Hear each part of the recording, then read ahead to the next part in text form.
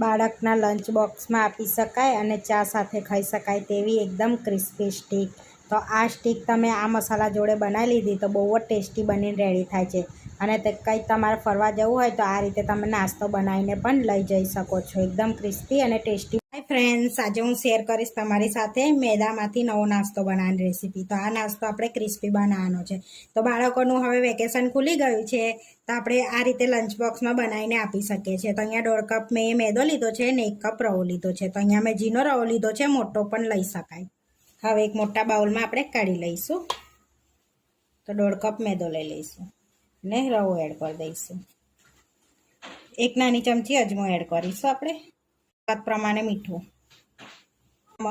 કચરા વાટેલા મરિયા એડ કરીશું, અડધી ચમચી જેટલા. હવે એની અંદર એડ કરીશું 2 ટેબલ સ્પૂન જેટલું ઘી. અહીંયા 2 ટેબલ સ્પૂન જેટલું આપણે ઘી એડ કરી દીધું છે. હવે આપણે બધું મિક્સ કરી દઈશું. ઘી એડ કર્યા જે ક્રિસ્પી થાય ઘીથી. હવે બધું સરસ મિક્સ કરી દેવાનું છે આપણે. તો હવે બધું સરસ મિક્સ થઈ ગયું છે. તો એક બાઇન્ડિંગ પણ અંદર આવી ગયું છે. તો હવે થોડું થોડું પાણી એડ કરી અને એને કઠણ લોટ બાંધવાનો છે. બહુ ઢીલો નથી બાંધવાનો આપણે. આ રીતે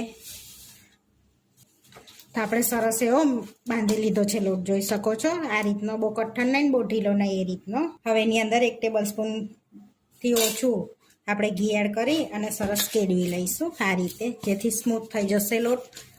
તો આપણે સરસ એવો લોટ બાંધી અડધો કલાક માટે આપણે રેસ્ટ આપીશું એને, જેથી આપણો લોટ સરસ પલળી પણ જશે.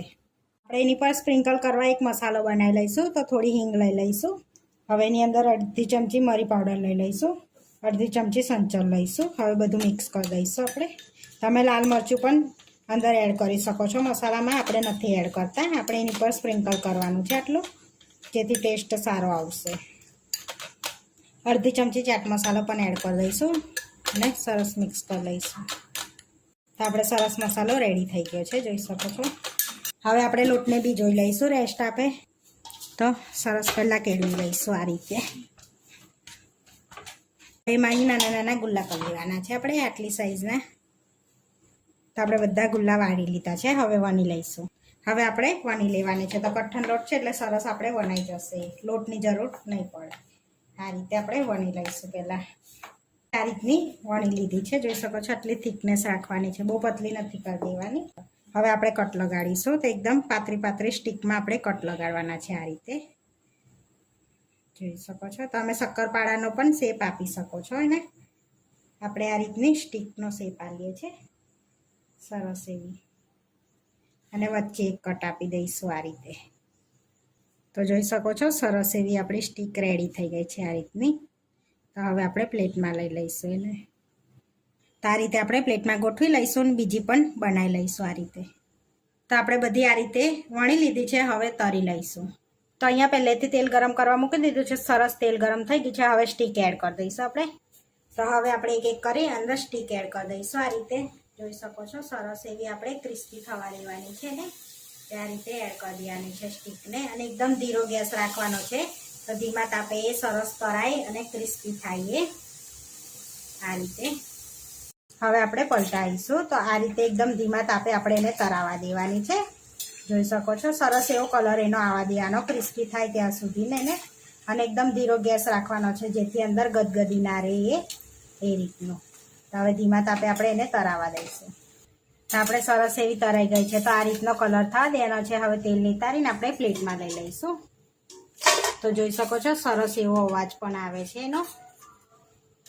તો આગળ આપણે થોડી થોડી તરતું જવાનું છે આ રીતે, અને મસાલો થોડો થોડો સ્પ્રિંકલ કરતા જવાનું છે, એટલે ગરમ ગરમમાં એ મસાલો ચોંટી જાય.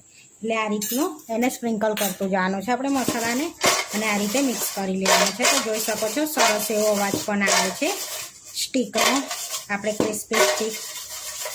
આ રીતે આપણે બધી રેડી કરી લઈશું. બધી સ્ટીક રેડી થઈ ગઈ છે તરાઈને, જોઈ શકો છો. એકદમ ક્રિસ્પી અવાજ પણ આવે છે. તો તમે આ સ્ટીક ચા સાથે પણ ખાઈ શકો છો. બાળકના લંચ બોક્સમાં તો આપી શકાય છે. ટોમેટા કેચઅપ જોડે તમે આપશો તો બહુ જ ટેસ્ટી લાગશે. તો હવે આપણે સર્વ કરી લઈશું. તો અહીંયા પ્લેટ લઈ લીધી છે, એની અંદર આપણે સર્વ કરી લેવાના છે. તો જોઈ શકો છો આપણે 1.5 કપ લોટમાં એટલી બધી સ્ટીક બનીને રેડી થઈ ગઈ છે. તો તોડીને બતાવો તો એકદમ ક્રિસ્પી થઈ છે, જોઈ શકો છો. તો આપણે ક્રિસ્પી ટીક બનીને રેડી થઈ ગઈ છે. આવા વિડીયો જોવા માટે મારી ચેનલને સબસ્ક્રાઈબ કરો, લાઇક કરો અને શેર કરો અને તમે જરૂરથી ટ્રાય કરો. ફરી મળીશું નવા વિડીયોમાં. કોમેન્ટ કરીને જરૂરથી જણાવજો કે તમને અમારી રેસીપી કેવી લાગી.